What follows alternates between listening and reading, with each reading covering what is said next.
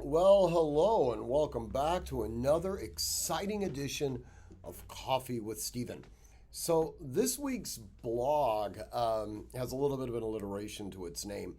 Some of you may remember during the O.J. Simpson trial of numerous years ago, Jay Leno did a little riff. The judge on the case was a gentleman by the name of Judge Ito, and he created this little skit where he had a number of impersonators of Judge Ito dressed in robes and dancing, and he called them the Dancing Itos. Anyways, I sort of extrapolated on that and named this blog the Doxxing Bonta.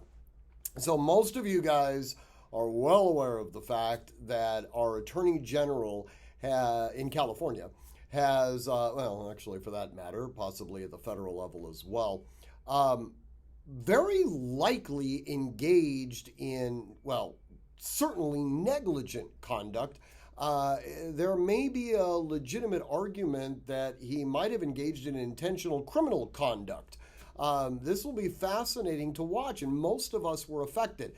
Of course, I'm talking about the release of CCW holders' information, DRO's information, assault weapons registry information, during what effectively was about a 12-hour period a couple of weeks ago. This has been billed, at least in the mea culpa letter that Bonta sent to pretty much everyone that was affected, as a simple misunderstanding, an unfortunate computer glitch that had taken place. Well, we know from doing some forensic work that that is probably not entirely accurate. It might look to a reasonable person that this was a direct assault against people that would have the temerity to bear arms, especially immediately following the decision that we received in Bruin.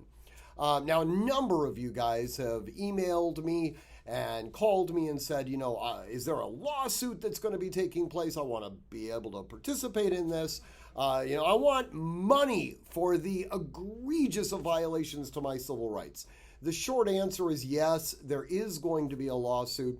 The California Rifle and Pistol Association, which has really done a tremendous amount of work for us, both on things ranging from the assault weapons ban to magazine capacity to now this. They are, in fact, fashioning a lawsuit, and that should be filed fairly soon. Now, whether or not you as an individual might receive any financial compensation for your loss, that remains to be seen. But in any event, I think you'll find the blog interesting, if not instructive.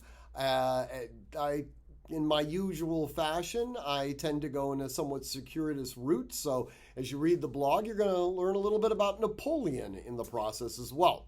We'll use that as a little bit of a teaser to compel you to actually read it. As always, I want you to train constantly, train consistently, train repetitively, and train with purpose. Above all else, stay safe.